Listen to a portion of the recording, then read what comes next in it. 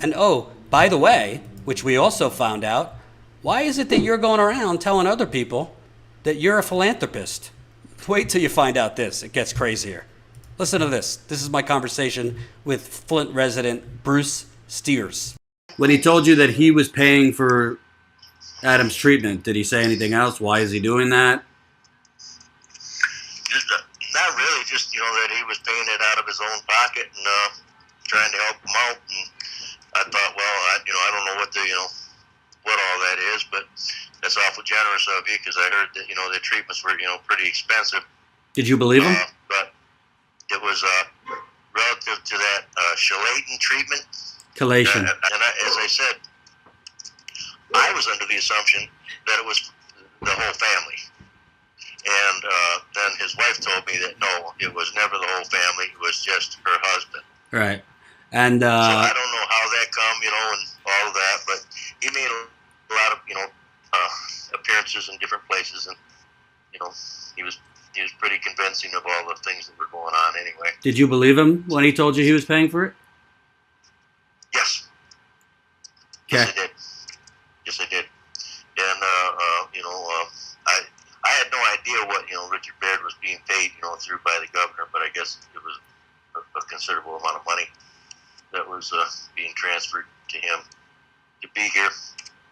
Would it surprise you if the state was paying for it and he told the family, don't tell anyone the state was paying for it? Oh, no, would it surprise me?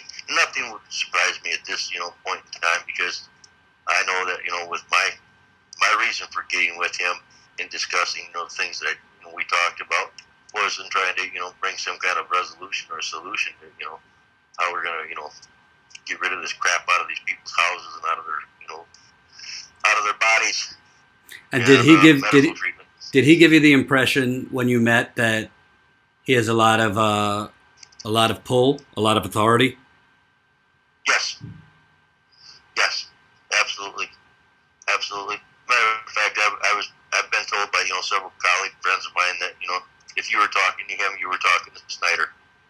So there was nobody closer, higher up the ladder in the chain than Richard Baird when it come to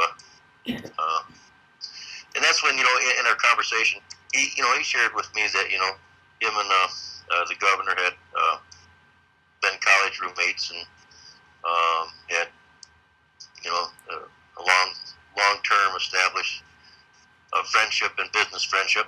Pretty interesting. Show up at Adam Murphy's home after he raises hell at a Flint town hall, offer him state-funded medical treatment. We're talking tens of thousands of dollars for this treatment, because you also have to pay for supplements in addition to the actual IV chelation. Tell the family, don't tell anyone about it. By the way, told the wife, Christina, wonderful person, by the way, told her, we'll offer you treatment when you're done breastfeeding. But shh, they never gave her treatment, by the way, or anybody else in Flint, like they told them they would, if Adam's treatment worked, which, by the way, I'm not a doctor. I don't know if it works for everybody, but I can tell you it worked for Adam. His blood lead levels went way down.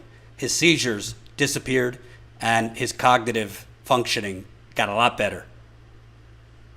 But do we believe here that the governor's right-hand man was just willy-nilly freelancing around the city of Flint making these deals? Because, by the way, our Vice story, which you should definitely read if you haven't read it yet, we found other residents that the governor's right-hand man offered special deals for, special treatment, and it certainly wasn't philanthropy.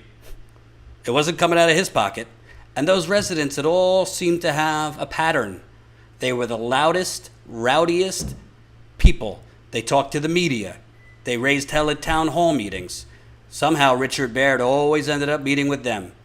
And I asked Christina, Adam's ex-wife now, did Richard Baird say anything to you about the governor? Was he just there on his own? Was Richard Baird there on his own?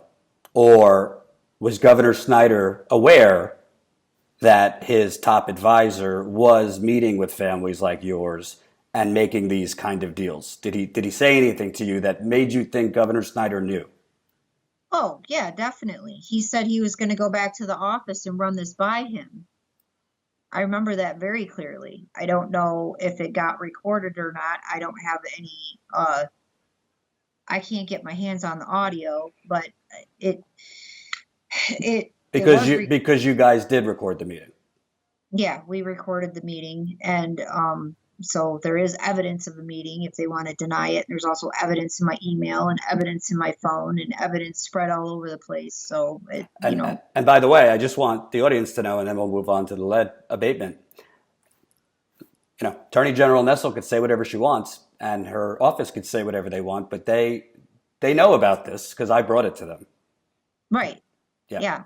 And so I've spoken to the Attorney General's office about the whole thing, and that's a work in progress, I guess. Yeah. I haven't heard anything. Sorry to interrupt you. I just wanted the audience to know that he said I don't know if he did tell the governor or he didn't, but it seems kind of far-fetched to believe a top advisor to the governor is going around Flint having these meetings and kind of by everything I've heard, making offers to pay off very loud residents without the governor knowing. No, the governor knew, because he wouldn't say the governor's my best friend since grade school, and I'm here. I don't want to second guess myself, but I know that he said he was going back to run this by Snyder, but I don't remember when he came in the door if he said, I'm here on the behalf of Snyder. Right. But I know when he left, he said, I'm bringing this to Snyder and see if I can get this pilot program going. And didn't he describe to you, how did he describe Snyder? As his best friend. Okay. If I may, I would like to just say, Cheryl, Richard, Scott, you made a promise to a family to let me and my kids not die, and you haven't returned my phone calls. And why not? Why haven't you told Governor Whitmer about my family and about the other families in Flint that you were going to help? And why is it okay for you to just forget about us and leave us here to die? I really would like to know why you guys didn't return my phone calls and why you left me and my kids here to die. Looking back, do you feel that Governor Snyder's right-hand man paid you off? Or was trying to pay your family off? Yeah, I mean, in a way, if it wasn't with money, it was with health, but yeah. The media just goes with headlines. It just reports bullshit that they're fed. Oh, the water in Flint is better. It's meeting EPA regulations. They don't do the hard work to actually go on the ground and see if it's true. And more importantly, how are the residents in Flint? And East Chicago, North Carolina, Milwaukee, Pittsburgh, Cleveland, Detroit, fill in the blank. It ain't just water, uranium, poisoning Native Americans, arsenic. Denmark, South Carolina has a massive water problem. West Virginia, coal, poisoning people, the mines. It's disgusting. And by the way, once more, and, a lot of people don't get it, the Attorney General of Michigan, a Democrat, has had the audio and that woman's story, her family's story, for since July. They first became aware of this in July of last year, so that's almost a year. And they've had the audio since September. No charges. Saturday is the statute of limitations. So 2 days, the statute of limitations to file felony misconduct in office charges. Felony misconduct in office charges related to the Flint water crisis. The Attorney General and her team put out a statement the day after Jen and I broke the Vice story. I think it was kind of meant to confuse people, saying that the statute of limitations isn't Saturday. I mean, that's not what they told Flint residents last year. They told Flint residents just last year. She said the new prosecution team has as little as 9 months to bring additional charges. This was in June because of the statute of limitations. Lawmakers in January in Michigan pushing to extend the statute of limitations, which is in April. So I don't really know what they're talking about, but based on Michigan law, the statute of limitations is on Saturday. And they haven't charged anyone. In fact, they dropped all the charges. Hope you enjoyed that last video. Hop on over to statuscoup.com where you can sign up for our email list and become a member for as low as $5 to $10 a month. Membership is how we grow. That's statuscoup.com/join. And remember, join our email list so we can grow the revolution with you.